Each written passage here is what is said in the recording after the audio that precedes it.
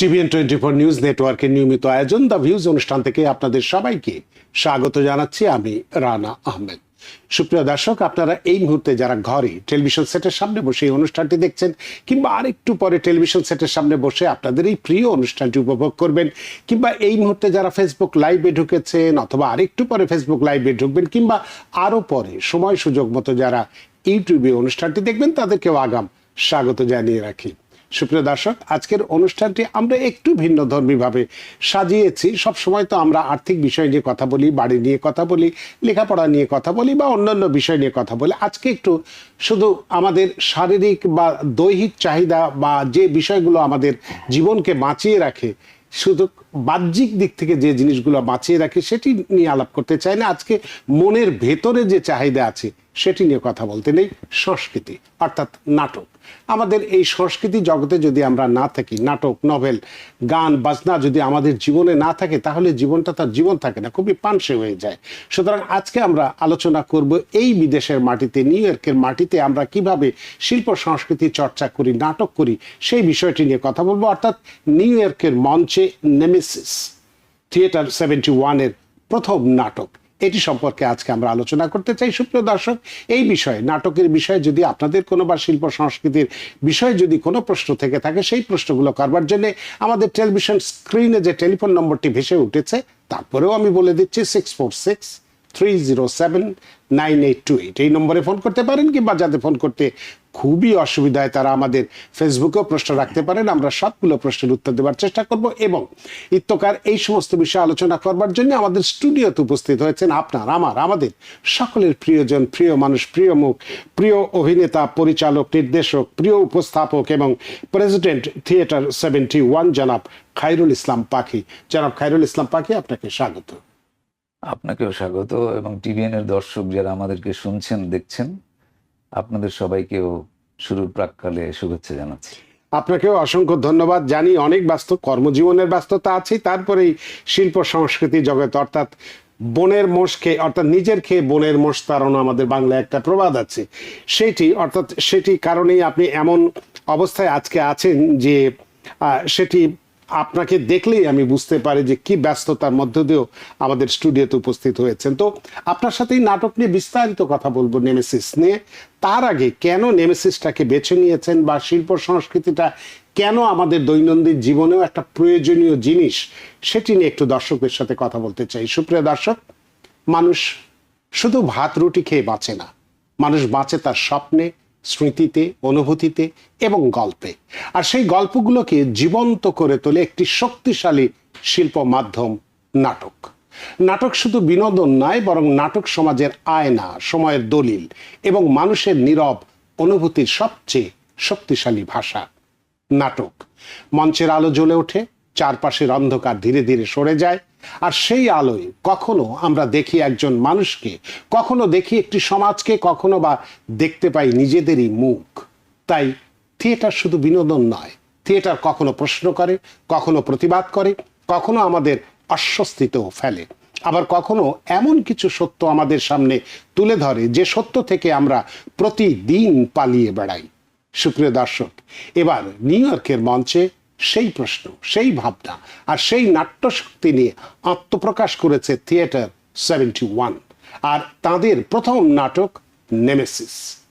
Nemesis শব্দটির মধ্যেই যেন লুকিয়ে আছে এক গভীর ইঙ্গিত, মানুষের কর্মের পরিণতি, ক্ষমতার অহংকার, স্বার্থের সংঘাত, নৈতিকতার প্রশ্ন, কিংবা জীবনের এমন কিছু অনিবার্য পরিণতি যেখান থেকে শেষ পর্যন্ত কারো পালিয়ে যাওয়ার সুযোগ থাকে না। কিন্তু নেমেসিস শুধু একটি গল্প বলবে না, সম্ভবত আমাদের সামনে কিছু প্রশ্নও ছুঁড়ে দেবে। আমরা কি চাই? ক্ষমতার জন্য কত দূর যেতে পারি? নিজের স্বার্থ রক্ষায় নৈতিকতার সীমারেখা কতটা অতিক্রম করি? আর শেষ পর্যন্ত মানুষ কি তার নিজের কাজের পরিণতি থেকে সত্যিই কখনো পালাতে পারে? বিশেষ করে নিউ ইয়র্কের মতো বহু সাংস্কৃতিক শহরে বাংলা ভাষার একটি নাটক মঞ্চস্থ হওয়া শুধু সাংস্কৃতিক কর্মকাণ্ড নয়, বরং এটি আমাদের ভাষা, শেকড়, ঐতিহ্য এবং প্রবাসে বেড়ে ওঠা নতুন প্রজন্মের সাথে আমাদের সাংস্কৃতিক সম্পর্কটিকেও নতুন করে মনে করিয়ে দেয়। এই নাটকের মাধ্যমে আমরা জানার চেষ্টা করব নাটক কিভাবে সমাজ পরিবর্তনের ভাষা হয়ে ওঠে, একজন শিল্পী কিভাবে নিজের শিল্পের মাধ্যমে মানুষের হৃদয়ে আলো জ্বালান এবং কেন আজও মঞ্চ নাটক আমাদের সময়ের সবচেয়ে প্রাসঙ্গিক শিল্প মাধ্যমগুলোর একটি হয়ে ওঠে। আর এই গুরুত্বপূর্ণ নাট্যযাত্রার সাথে যিনি সামনে থেকে যুক্ত রয়েছেন তিনি আমাদের আজকের অতিথি, যার নাম একটু আগে নিয়েছি, খায়রুল ইসলাম পাখি। তিনি একাধারে একজন অভিনেতা, আবৃত্তি শিল্পী, মঞ্চ ও টেলিভিশন অনুষ্ঠান নির্মাতা এবং নির্দেশক। তার নাট্য সাংস্কৃতিক পথ চলার শুরু দীর্ঘদিন আগে। সেই 1987 সাল থেকে আমেরিকায় আসার পূর্ব পর্যন্ত তিনি যুক্ত ছিলেন ঢাকা থিয়েটার, ঢাকা পদাতিক, বিবর্তন সাংস্কৃতিক কেন্দ্র এবং ঢাকা বিশ্ববিদ্যালয় সাংস্কৃতিক দলের সাথে। আবার 1990 সালে ডাকসু সাংস্কৃতিক সপ্তাহের প্রতিযোগিতায় সেরা অভিনেতা এবং সেরা আবৃত্তিকারের পুরস্কার অর্জন করেন তিনি। তার বহুমাত্রিক সাংস্কৃতিক প্রতিভার স্বীকৃতি স্বরূপ লাভ করেন কবি জসিমউদ্দিন পদক। অবশ্য শুধু মঞ্চই নয়, বরং অসংখ্য টেলিভিশন অনুষ্ঠান নির্মাণ উপস্থাপনার পাশাপাশি তিনি অভিনয় করেছেন বেশ কয়েকটি টেলিফিল্ম এবং চলচ্চিত্র। দীর্ঘ এই শিল্পী জীবনের অভিজ্ঞতা, মঞ্চের প্রতি ভালোবাসা এবং নতুন প্রজন্মের কাছে বাংলা থিয়েটারকে পৌঁছে দেওয়ার প্রত্যয় নিয়ে এবার নিউ ইয়র্কের মঞ্চে তাঁর থিয়েটার 71-এর প্রথম নাটক নেমেসিস। তাই আজ আমরা তার কাছ থেকেই শুনবো কেন নেমেসিস, এই নাটকের মূল বক্তব্য কি, নিউ ইয়র্কের মঞ্চে বাংলা থিয়েটারের ভবিষ্যৎই বা কোথায়, ইত্যাদি ইত্যাদি ইত্যাদি। তো দর্শক, চলুন শুরু করা যাক আজকের মূল আলোচনা। নিউ ইয়র্কের মঞ্চে নেমেসিস, থিয়েটার 71-এর প্রথম প্রযোজনা বা প্রথম নাটক। জনাব পাখি, খায়রুল ইসলাম পাখি, পুরোটা আমরা তো পাখি বলে বলে অভ্যস্ত। খায়রুল ইসলাম পাখি, প্রথমে আপনার কাছে যেটি নিয়ে জানতে চাইবো যে নিউ ইয়র্কের মঞ্চে থিয়েটার 71-এর প্রথম প্রযোজনা হিসেবে যে নেমেসিসকেই বেছে নেওয়ার পেছনের মূল ভাবনাটি কি ছিল এবং কেনই বা আপনাদের কাছে এই নাটকটি বা এই কাহিনী সম্বলিত যে গল্পটি বা নাটকটি কেন এতটা গুরুত্বপূর্ণ হয়ে উঠেছে? আমি এখানে আসার পর আরো একটি প্রোডাকশন করেছি, আপনিও দেখতে গিয়েছিলেন আমার মনে আছে। এটি হচ্ছে আমার দ্বিতীয় প্রোডাকশন, কিন্তু থিয়েটার 71 প্রথম। প্রথম। এটা আসলে এভাবে আসে, মাসুম রেজা আমার প্রথম নাটকটিও লিখেছিলেন আমার জন্যই। ওটা নিউ ইয়র্কেই প্রথম হয়েছিল, আর কোথাও পেন্ডুলাম হয়নি। সম্ভবত। পেন্ডুলাম, হ্যাঁ। উনি লাস্ট ইয়ার এসেছিলেন, এখানে একটা ওয়ার্কশপও করিয়েছিলেন। তখন অনেকদিন আমাদের গল্প হয়েছে, আড্ডা হয়েছে। ওর মাঝখানে আমি বলেছি যে আপনার প্রথম নাটকটি আমি এখানে মঞ্চস্থ করার পর অনেক দর্শক দেখেছে, এক ধরনের দর্শকদের মাঝে জনপ্রিয়তাও পেয়েছিল। আমি 8 মাসে 8টি শো করেছিলাম। তো আরেকটি পাণ্ডুলিপি আমাদের লিখে দেন আমার থিয়েটার 71-এর জন্যে। আর আমি বলেছিলাম যে যেহেতু আমরা এখন প্রবাসে থাকি, নিউ ইয়র্কে থাকি, আমেরিকায় থাকি, এখানকার কোনো পটভূমি বা গল্প যদি হয় তাহলে দর্শকদের রিলেট করতে এটা আরো সুবিধা হয়। আর হোয়াই নট, এখানে আমাদের জীবনের অনেক গল্প, আমরা এই ধরনের কোনো গল্প কেন নিয়ে আসি না। উনি সম্মতি দেন, বললো আমি কিছুটা সময় নিচ্ছি, আমি ভাববো এবং লিখে দিব। তো ওভাবেই কিন্তু নেমেসিসটি আসে আমার হাতে এবং তারপরে কাজ শুরু হয়। কবে এই নাটকটি মঞ্চস্থ হচ্ছে, কবে, কোথায়? নাটকটি মঞ্চস্থ হচ্ছে ইতিমধ্যেই অনেকে জেনে গেছেন। না, আমাদের দর্শকরা তো অনেকেই জানেন না, তাদের জন্য। জ্যামাইকা এভিনিউতে, ঠিকানাটি হচ্ছে 161-04 Jamaica Avenue, Queens, New York. আর এটি হচ্ছে সেপ্টেম্বরের 5 তারিখ। আমরা 2টি শো করছি শনিবারে। প্রথম শোটি হচ্ছে বিকেল 5টায় এবং দ্বিতীয় শোটি সন্ধ্যা 7টায়। এটি আমাদের টেলিভিশনের মাধ্যমে জানানোর ফলে বিষয়টি সার্বজনীন হয়ে গেল, কয়েকজন মানুষের মধ্যে আর সীমাবদ্ধ থাকলো না। সেই জন্যই আমি সার্বজনীনতার কারণে সবাই যাতে জানতে পারে এবং নাটকটি উপভোগ করতে পারে, সে কারণে আপনার কাছে জানতে চেয়েছিলাম যে নাটকটি কবে, কোথায় অনুষ্ঠিত হচ্ছে।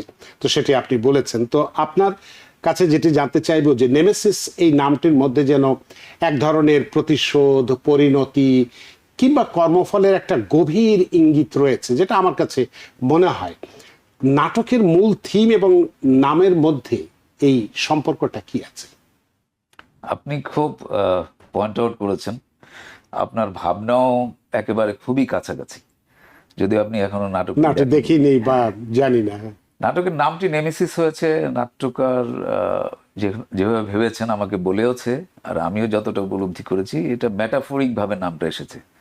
আমরা জানি যে গ্রিক পুরাণের সেই দেবী যিনি অন্যায়ের বিরুদ্ধে কিংবা অন্যায়ের জন্য যে কাউকে শাস্তি দিতেন, গ্রিক দেবী নেমেসিস।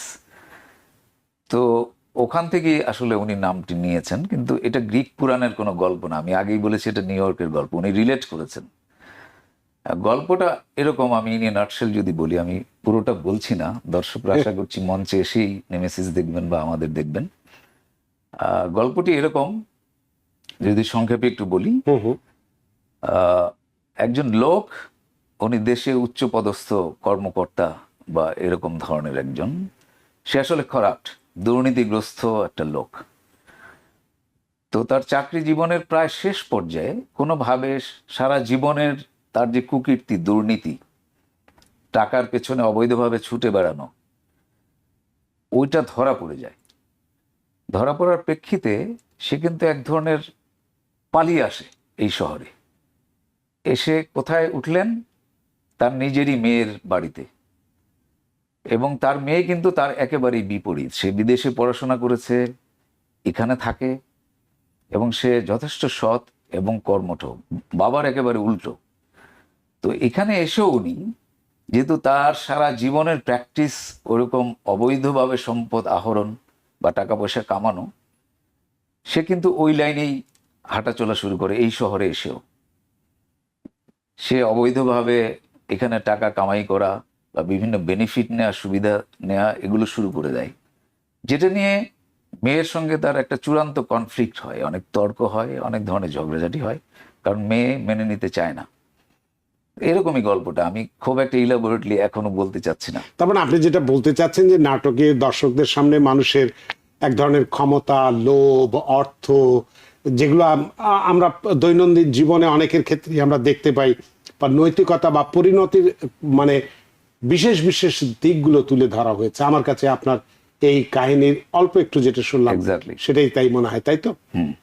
তো এক্ষেত্রে এই যে বাংলা নাটক যেটা আমরা দেখছি, যে একটা বাংলা নাটক যখন নিউ ইয়র্কের বহুজাতিক এই দর্শকের সামনে, আমাদের এখানে তো যদি পৃথিবীতে 200 দেশ থাকে বা 210টা দেশ থাকে, সব দেশের মানুষই এই নিউ ইয়র্কে আছে, এ ব্যাপারে কোনো সন্দেহ নেই।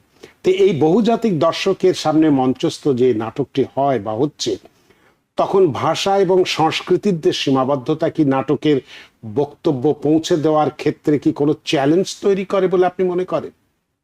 চ্যালেঞ্জ এক ধরনের আছেই। যদি আপনি যেভাবে বললেন যে অন্যান্য ভাষাভাষী লোকজনও তো এখানে আছে আছে, বা তারা হয়তো বা দেখতেও আসবেন। তো আমরা তো নাটকটা করছি বাংলায়। আচ্ছা, তো তাদের সুবিধার্থে আসলে আমরা যেটা করেছি, তারা নাটকের সিনপসিসটা ইংরেজিতে আগেই পেয়ে যাবেন। যখন রেজিস্টার করবে বা টিকিটের জন্য, তখনই ওনারা পড়ে নিতে পারবেন। এইটা আরেকটা দিক হচ্ছে যে থিয়েটার, মিউজিক, ডান্স, এগুলোর তো নিজস্ব একটা ভাষা আছে। ভাষা আছে, যে ভাষা ধরেন সীমান্ত পেরিয়ে প্রত্যেকেই যায়। হ্যাঁ বুঝতে পারে। ওইভাবে আমার মনে হয় যে খুব চ্যালেঞ্জিং ওই অর্থে হবে না, বোধগম্যতার জায়গা যদি আমরা বুঝি। চিন্তা করি দেন এগেন একটু চ্যালেঞ্জ তো আছেই। সেটা থাকবেই, সব সময় থাকে। আর চ্যালেঞ্জ না থাকলে তো কর্মের সফলতাও আসে না। Exactly. চ্যালেঞ্জ থাকে বলেই কর্মের সফলতাটা আমরা দেখতে পাই। তো আপনার এই যে থিয়েটার 71-এর প্রথম নাটক, যদিও আপনি আপনি এর আগে নাটক করেছেন, কিন্তু থিয়েটার 71-এর প্রথম নাটকই নেমেসিস। তো এটি কি শুধু একটি নাট্য প্রযোজনা, নাকি নিউ ইয়র্কে বাংলা থিয়েটারের নতুন একটি যাত্রার ঘোষণা বলে আপনি মনে করেন? আমি অত বড়ভাবে বলবো না, যে নিউ ইয়র্কে অনেক আগে থেকে অনেকে অনেক দল অনেকেই নাটক নাটক করে, করছে। আপনি জানেন, উৎসব হচ্ছে। উৎসব হচ্ছে। সো আমার থিয়েটার 71 বা আমরা প্রথম নেমেসিস করছি বলে যে আমি যে একদম সেই আগে থেকে যে পথটা ওইটাকে ঘুরিয়ে অন্যদিকে নিয়ে যাচ্ছি তা না। আমরা চেষ্টা করছি ভালো কিছু করার। এটা যদি এই পথ চলা একটা বাড়তি সংযোজন হয়, তাহলে আমাদের ভালোই লাগবে। আমি এইভাবেই বলতে পারি বিষয়টা। না সেটাই, এর বাইরে আর কি বা বলার থাকতে পারে। তো আপনার একটু আপনার দিক দিয়ে একটু কথা বলতে চাই, যে আপনি একাধারে, আমি আপনার ইন্ট্রোতেও বলার চেষ্টা করেছি, অনেক গুণের অধিকারী আপনি। আপনি একাধারে অভিনেতা, পরিচালক, নির্দেশক, এই যে তিনটা ভূমিকা, আরো যদিও অনেক ভূমিকা আপনার আছে, কিন্তু এই তিনটা ভূমিকার কথাই যদি আমি বলি, তো এই তিনটি ভূমিকা একসাথে পালন করতে যে এই নেমেসিসের ক্ষেত্রে সবচেয়ে বড় চ্যালেঞ্জটা, আপনি কোন চ্যালেঞ্জের মুখোমুখি হয়েছেন? এখানে এমনিতে একটা থিয়েটার করা খুবই শক্ত। আপনি জানেন, আপনি নিজেও জানেন, আপনি নিজেও এখানে সংস্কৃতির সঙ্গে জড়িত। আমি আপনার অনেক অনুষ্ঠান দেখেছি, কবিতা শুনেছি। আর থিয়েটারের মতো, মঞ্চ নাটকের মতো একটি প্রযোজনা এখানে করা খুবই শক্ত। শক্ত এই কারণেই যে আমরা এখানে যারা এই প্রবাসী হয়েছি, আমাদের দৈনন্দিন জীবনে কিন্তু আমরা চ্যালেঞ্জ বয়ে বয়ে হাঁটি। কাজ এবং বিভিন্ন ধরনের কাজ করি আমরা। তো স্ক্যাজুয়াল মিলানো সবার, ইটস ভেরি টাফ। রিহার্সালের জন্য হোক, সব কিছুর জন্য হোক, সময় সময় মেলানো, তো এটা একটা বড় চ্যালেঞ্জ। আরেকটা হচ্ছে, আর আপনি যেটা বলেছেন যে আমি সবগুলো কাজ করতে যে কি ধরনের চ্যালেঞ্জ ফিল করছি। মানে একাধারে যে আপনি অভিনেতা, পরিচালক, নির্দেশক, তাই না? এই তিনটার কথাই আমি বললাম। এই তিনটার সমন্বয় বা তিনটা ভূমিকা একসাথে পালন করতে যে নেমেসিসের ক্ষেত্রে সবচেয়ে বড় কি মানে চ্যালেঞ্জটা কোনটি ছিল বা কিভাবে ফেস করেছে সেটা ছিল। না, করছি, চ্যালেঞ্জটা ফিল করছি। আমার মনে হচ্ছে যে লোডটা প্রচন্ড, কারণ আমি অভিনয় করছি, পাশাপাশি ডিরেকশন দিচ্ছি, এবং অন্যান্য সেক্টরও আমাকে ভাবতে হচ্ছে, লাইক লাইটের কথা, স্টেজের কথা, সেটের কথা, এভরিথিং। মিউজিকের যদি আমি কথা। শুধু অভিনয়টা করতে পারতাম, এটা নিঃসন্দেহে ভালো হতো। এটা খুবই খুবই চ্যালেঞ্জিং। আমি সবকিছু করতে যে আমি এটা হাড়ে হাড়ে টের পাচ্ছি, এবং আমি রীতিমতো মনে মনে এক ধরনের প্রতিজ্ঞাবদ্ধ হয়েছি যে এতগুলো জিনিস এরপরে আমি আর হয়তো করব না। না, এটা বললে তো হবে না। এটা আমরা সবসময় বলি যে হয়তো আর করব না, কিন্তু এটা পোকা এত আমাদের শরীরের রক্তের সাথে, ধমনীর সাথে মিশে গেছে যে ওই বলি আমরা যে এটা আর করব না, কিন্তু এরপরেই যখন এটা শেষ হয়ে যাবে তখন মনে হবে যে আরেকটা হাতে। ইউ আর ভেরি রাইট, কারণ আমি একটা প্রোডাকশন করেছি ওই জটিলতার মধ্য দিয়েই। তারপরে মনে হচ্ছে এই শেষ, আর করব না। কিন্তু তারপরে এই যে পোকা মগজে আমাকে বাইট করা শুরু করেছে, তারপরে আবার শুরু করছে। এখনো একই ধরনের ভাবছি যে আর এভাবে না। এটা খুবই একটা আসলে জটিল কাজ, সবকিছু একসঙ্গে সংমিশ্রণ, খুবই শক্ত কাজ। না, তা তো হবে। তারপরেও তো আমি বলবো যে আপনাদের মতো এই শিল্প সংস্কৃতির সাথে অনেকেই জড়িত আছেন বা শিল্প সংস্কৃতিকে অনেকেই ভালোবাসেন, কিন্তু জীবন জীবিকার তাগিদে, বিশেষ করে আমাদের নিউ ইয়র্কে, এখানে তো জীবনটা চালিয়ে যাওয়া খুব কঠিন ব্যাপার। কেউ একটা চাকরি নিয়েও অনেকে জীবন জীবিকা নির্বাহ করতে পারছে না। বাচ্চার লেখাপড়া থেকে শুরু করে বাজারঘাট, তাছাড়া জিনিসপত্রের যে পরিমাণ দাম বেড়েছে, বিশেষ করে আমাদের এখানে বাড়ি ভাড়াটা এত বেশি আমাদেরকে দিতে হয়। কতজনের আমাদের নিজের বাড়ি আছে, তাদের তো ম্যাক্সিমাম লোকে আমরা ভাড়া থাকি। তো সেক্ষেত্রে সবকিছু মিলিয়ে ইচ্ছে থাকলে উপায় হয় না, একটা কথা আছে। তো সেক্ষেত্রে আপনাদের মতো যারা এই সংস্কৃতিকে ভালোবাসেন, সবকিছু বিসর্জন দিয়ে, যেটা আমি আগেই বলেছি যে নিজের খেয়ে বোনের মোষ তাড়ানো, সেই ধরনের মানুষ আপনারা আছেন বলেই এখানে এই বাংলা শিল্প সংস্কৃতি চর্চাটা এত বেশি চলছে। এবং আপনি যদি খেয়াল করে দেখেন যে বিভিন্ন যে অকেশন আছে বাংলাদেশের, বিশেষ করে বাংলাদেশের যে পয়লা বৈশাখের কথা যদি ধরি, রবীন্দ্র নজরুলের জন্ম মৃত্যু বার্ষিকীর কথা যদি ধরি, স্বাধীনতা দিবসের কথা যদি ধরি, বিজয় দিবসের কথা যদি ধরি, এখানে বিভিন্ন জায়গায় যে সমস্ত বাবা মারা তাদের এখানকার বর্ন অ্যান্ড ব্রট আপ বাচ্চা যারা আছে, এখানে জন্মেছে, বড় হয়েছে, তাদেরকে বাংলা সংস্কৃতির সাথে এমন ভাবে মিশিয়ে দিচ্ছেন, তারা কিন্তু এখানকার হাওয়া বাতাস, এখানকার পরিবেশে, স্কুলে লেখাপড়া সবকিছু, অথচ বাংলাও বলছে, কিন্তু ভাঙা ভাঙা অনেকেই বলছে, কিন্তু আস্তে আস্তে তারা এত প্রমিত উচ্চারণে বাংলা বলছে এবং এত সুন্দর করে বাংলা সংস্কৃতিকে উপস্থাপন করছে, সেটা নাচ হোক, গান হোক, নাটক হোক, যেটাই হোক না কেন। এই যে বাবা মারা যে হয়তো তারা কিন্তু হয়তো কখনোই নাটক করেনি, আপনার মঞ্চে যে নাটক করেনি বা গানও করেনি, কিন্তু ভেতরে সেটা তারা লালন করেন, যেটা নিজে পারেনি সন্তানের মধ্যে দিয়ে সেটা দেখাতে চান। আমি তো এই সমস্ত বাবা মা যারা আছেন, গার্ডিয়ান যারা আছেন, আমি প্রায় বলি যে এদেরকে কুর্নিশ করতে ইচ্ছে করে আমার, এরা সংস্কৃতিটাকে এভাবে বাঁচিয়ে রেখে। যাই হোক, তো আমরা যে কথাটা বলার চেষ্টা করছিলাম, আপনার কাছে যে বিষয়গুলো জানতে চাচ্ছিলাম নেমেসিস নিয়ে, আপনার গ্রুপ নিয়ে, আপনার অভিনয় দক্ষতা নিয়ে বা অনেক কিছু নিয়ে। একজন অভিনেতা যখন নিজের পরিচালনায় অভিনয় করেন, আপনাকে দিয়ে আমি বলছি যে আপনি নিজেও বলছেন যে একসাথে শুধু অভিনয় করছি না, আমি ডিরেকশন দিচ্ছি, আবার মঞ্চ সাজাচ্ছি, লাইট কি হবে, মিউজিক কি হবে, সবকিছুই আপনাকে কোরিওগ্রাফিটা কি হবে, সবকিছুই আপনাকে দেখাতে হচ্ছে।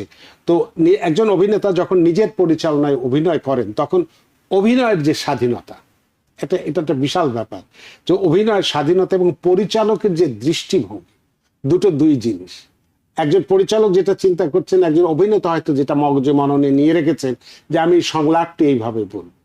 তো একই সাথে যদি আপনি অভিনেতা হন এবং পরিচালক হন, দুই দৃষ্টিকোণ থেকে আসার কথা ছিল। এক্ষেত্রে আপনি এই নাটকে অভিনয় করতে যে অভিনেতা হিসেবে অভিনয়ের যে স্বাধীনতা এবং পরিচালক হিসেবে পরিচালকের দৃষ্টিভঙ্গির মধ্যে ভারসাম্যটা কিভাবে বজায় রাখছেন? এটা একটু কঠিনও বাট সহজও। কারণ একজন ডিরেক্টর যখন নাটকটা আমি তো আগে নিজে পোর্ট্রেট করি নিজের Right. মাঝখানে, কিংবা আমি নাটকটা দেখি এক ধরনের, ওই দেখার মধ্যে কিন্তু সবকিছু, যে এই চরিত্র কিরকম ভাবে কথা বলতে পারে, কিংবা তার অভিনয় প্যাটার্নটা কি হবে, কিংবা সে হাঁটাচলা করবে কি করে, আমি কিন্তু শুধু আমি যে নিজে চরিত্রটা করছি সেটা না, প্রত্যেকটা ক্যারেক্টার নিয়ে আমি এরকম ভাবি কিংবা আমি দেখি আগে থেকেই। ওই জায়গা থেকে যেহেতু আমি নিজেই ডিরেক্টর, আমি তো আমাকে দেখতে পাই এক সেন্সে। ওইভাবেই আসলে সন্নিবেশটা মানে জিনিসটা একীভূত হয় বা করার জন্য এটা এক ধরনের খাটনি বেশি বা চ্যালেঞ্জ বেশি, কিন্তু এটা মানে যেহেতু আমি নিজেই ডিরেক্টর, ওই ক্যারেক্টারটা আমি যেহেতু ভেবেছি আগে যে এই ক্যারেক্টারটা এইভাবে কথা বলবে, হাঁটবে, তো আমার ক্যারেক্টার নিয়ে ভাবতে এক ধরনের সুবিধাও হয়, যেটা বলছিলাম।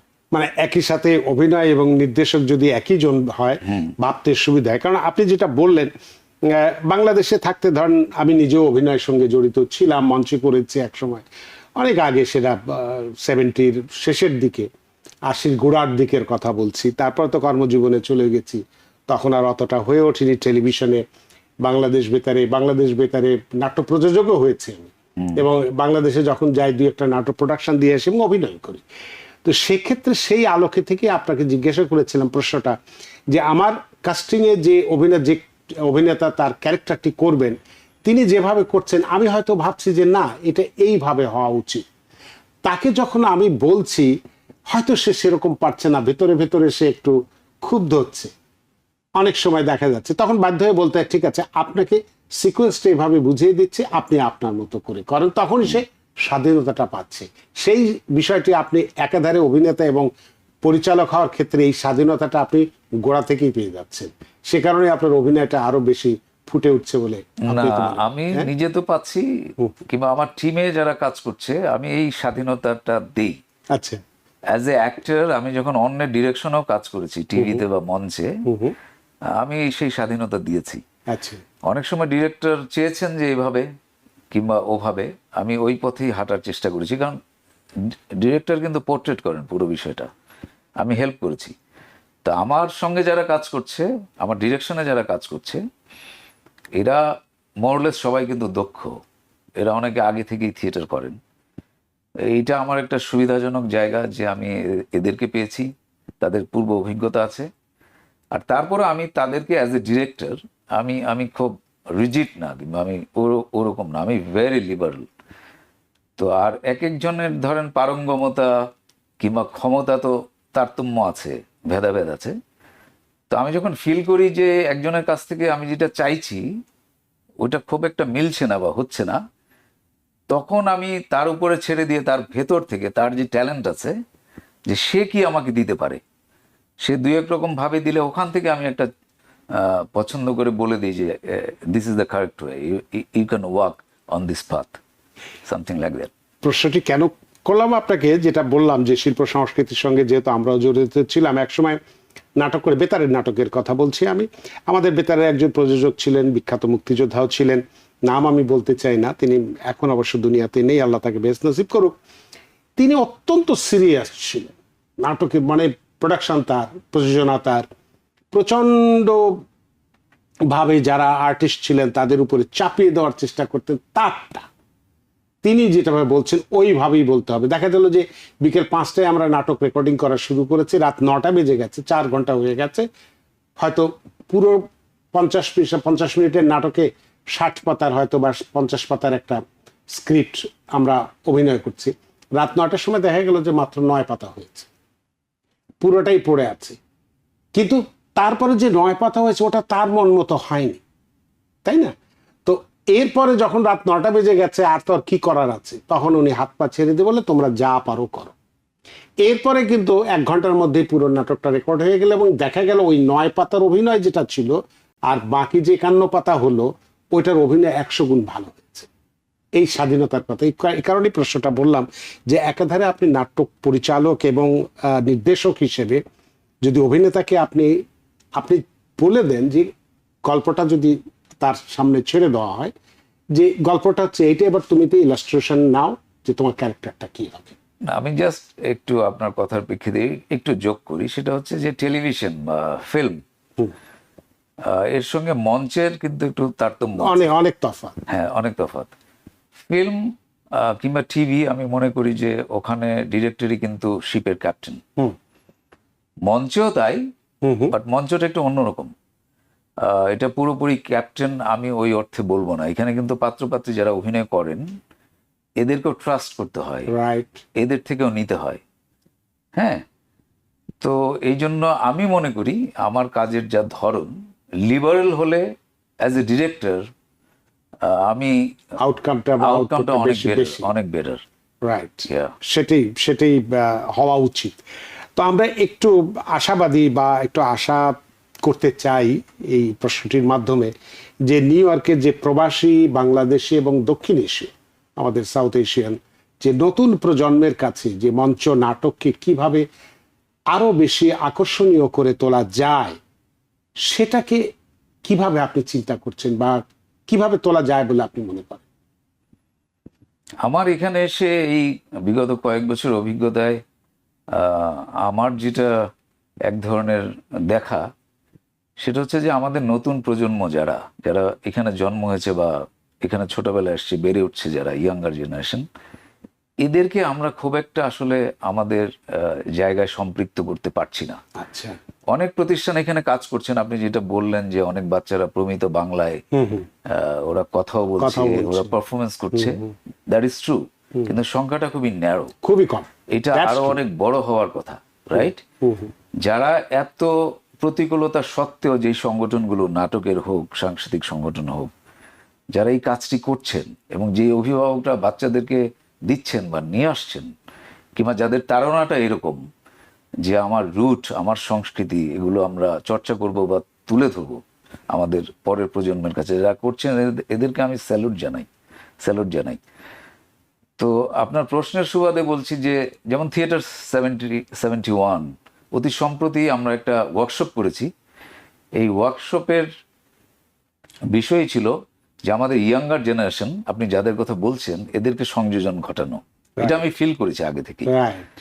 তো আমরা শুধুমাত্র ওদেরকে নিয়ে, এজ গ্রুপটা ছিল 13 to 25, আমরা একটা ডে লং ওয়ার্কশপ করেছি, যেটা কন্ডাক্ট করেছেন, মেন্টর ছিলেন থিয়েটার অ্যাক্টিভিস্ট নাইলা আজাদ নূপুর।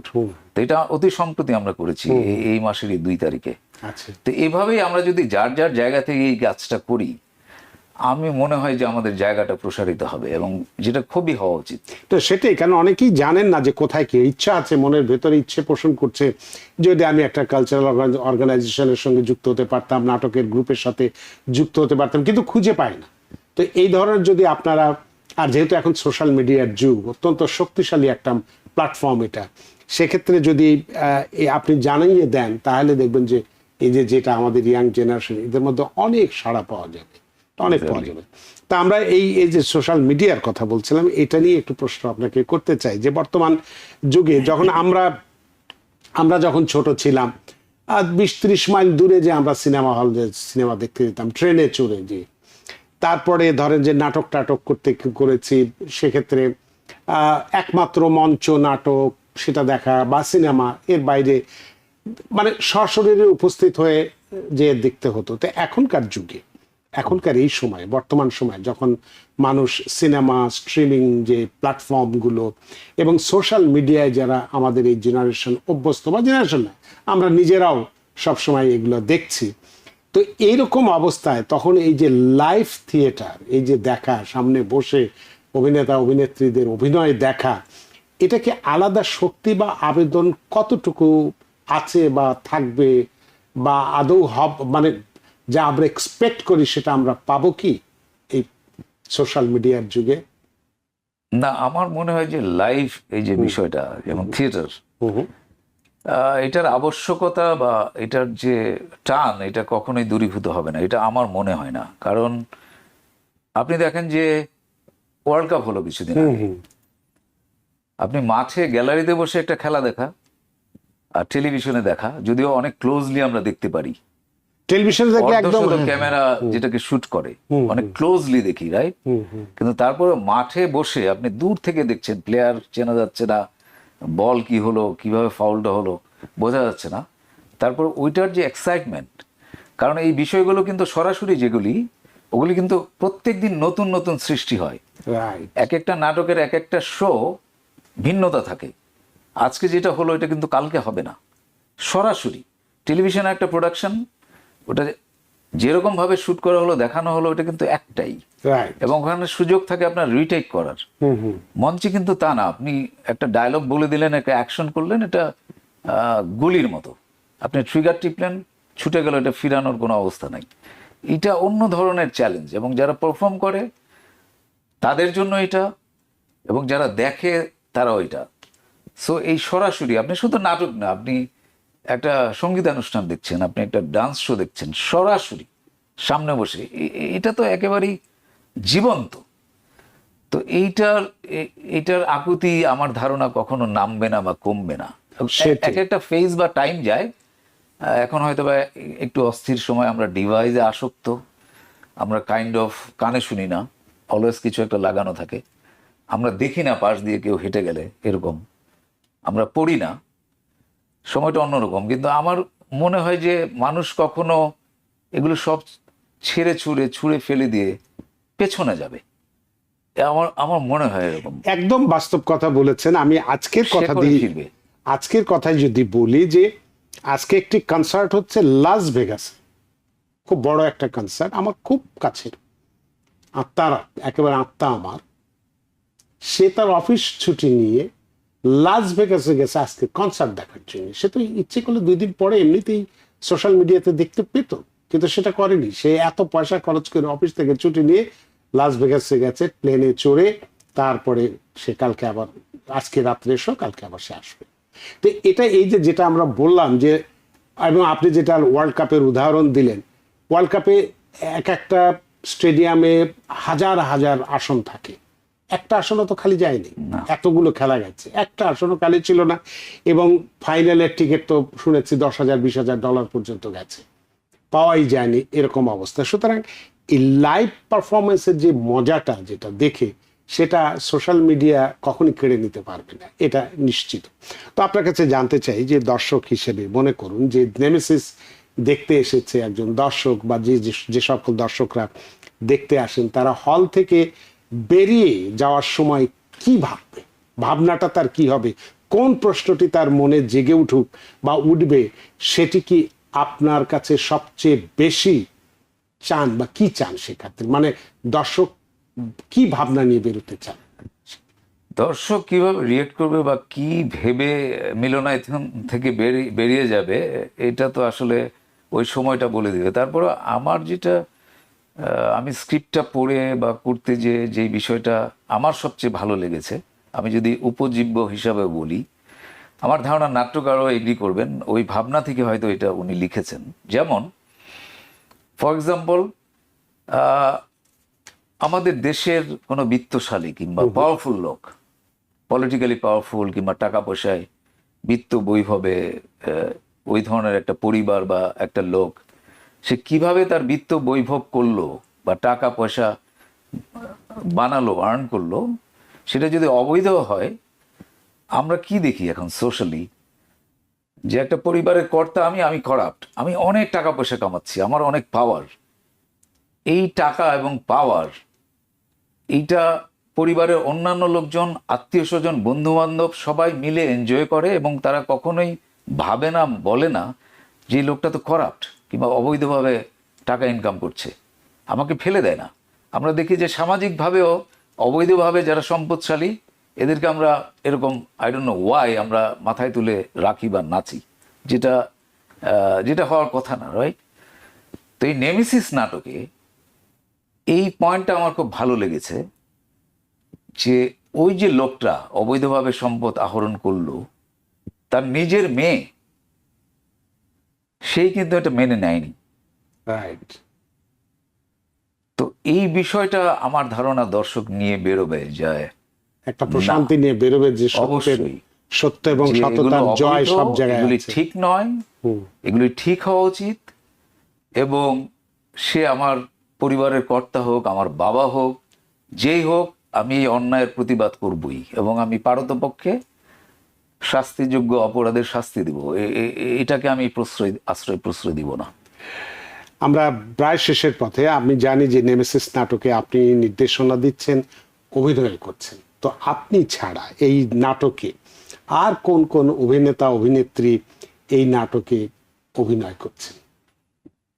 অনেকেই কাজ করছেন।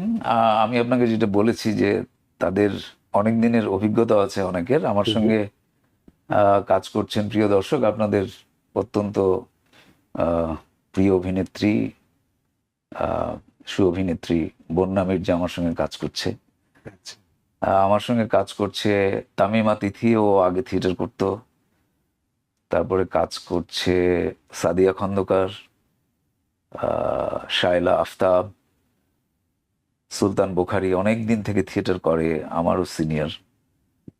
তারপরে রানা মাসুদ, এও থিয়েটার করে দীর্ঘদিন। আমাদের সঙ্গে একটা ছোট্ট মেয়ে কাজ করছে, ওর নাম হচ্ছে শান্তি। তারপর অনেকে কাজ করছে, সামনে পিছনে অনেককেই লাগে। আমাদের মিউজিক করেছে পিন্টু ঘোষ, অত্যন্ত ভালো মিউজিশিয়ান, জনপ্রিয় কণ্ঠশিল্পী। আমাদেরকে হেল্প করেছে মিউজিক করে সুদূর বাংলাদেশ থেকে। আমাদের সেট পোস্টার ডিজাইন করছে এই শহরেরই প্রিয় মুখ, পরিচিত জন, মিথুন আহমেদ। তারপর কস্টিউম করছে বন্যা মির্জা স্বয়ং। তারপর আলো করছে, বাই দিস টাইম এই নামটা খুবই পরিচিত আমাদের, খুবই অপরিহার্য, লাইট ডিজাইন করছে, ওর নাম হচ্ছে বাবর খাদিমি, দীর্ঘদিন থিয়েটার করেন। তারপর মিউজিক প্রজেকশন করছে একটা মিউজিক লাভার বয়, ওর নাম হচ্ছে সিফাতুদ্দিন পলক। তো এভাবে অনেকেই কাজ অনেকেই করছে, আরো আসলে অনেকে একটা আছে। দলের সঙ্গে তো অনেক লোকের সংমিশ্রণ থাকে, প্রত্যেকের হাতের শক্ত হাত না হলে একটা প্রোডাকশন করা যায় না। তা আপনার কাছে একটু জানতে চাই যে আমরা একটা একটা পিকনিক করতে গেলে কিন্তু অনেক পয়সা খরচ করি, এবং সে পয়সা বিভিন্ন জায়গা থেকে আমরা স্পন্সরশিপ নিয়ে করেও ফেলতে পারি এবং খুব সহজে হয়ে যায়, এটা কেন জানি দিয়ে যায়। কিন্তু নাটকের কথা বললে কিন্তু সহজে অনেকেই এগিয়ে আসে না, অনেক কষ্ট হয়। তো নাটক করা এখানে বিশেষ করে নিউ ইয়র্কের মতো জায়গায় অত্যন্ত ব্যয়বহুল। তো এই ব্যয়বহুল অবস্থা যেখানে, এই খরচটা কিভাবে মেটান আপনি? বা শহরে বাঙালি বসবাস হলেও নাটকের দর্শক তো অনেক কম, টিকিট বিক্রি করে তো আর নাটক, আপনি একটি গ্রুপের নাটক নামানো খুব কঠিন ব্যাপার। তো এই ব্যয়বহুল যে খরচটা, সেটা কিভাবে মেটাচ্ছেন আপনি? খুবই ভাইটাল একটা প্রশ্ন আপনি জানতে চেয়েছেন। এইটা আরেকটা কঠিন জায়গা। আপনি যেটা বলেছেন যে অনেকে একটু টিকিট পারচেস করে নাটক দেখতে আসতে চায় না, হুইচ ইজ ভেরি ট্রু। যদিও আমরা যে হলটাতে করছি আসন সংখ্যা কিন্তু অনেক না, সীমিত। তারপর আমরা ভাবছি যে কিরকম দর্শক হবে, কারণ এই মাসেও নাটক ছিল, আমার শো এর আগেও এখানে নাটক আছে, আমার শো এর পরেও নাটক আছে। এখানে সবারই তো একটা বাজেট থাকে এগুলোর জন্য। অবশ্যই। তো আমাদের টিকিট সেল কতটা হবে হবে না ওইটা নিয়েও একটা ভাবালুতা তো আছে, একটা চিন্তার বিষয় আছে। আরেকটা হচ্ছে যে এই যে কেউ স্পন্সর করছে কিনা, এটা আমার পার্সোনাল অভিজ্ঞতা বলছি যে এই ধরনের ইভেন্টে কিন্তু এখানে যারা স্পন্সর করেন এরা খুব একটা সাগ্রহে এগিয়ে আসেন না। আমরা একটু কথাও বলেছি, বোঝানোর চেষ্টাও করেছি, কিন্তু তারা একটু অনেকটা মানে শিঙ্ক হয়ে যান একটু, কেন জানি। হ্যাঁ, এক্স্যাক্টলি। হ্যাঁ। তারপরেও আমি খুব সৌভাগ্যবান, আমি দুইটা প্রফেশনের সঙ্গে যুক্ত।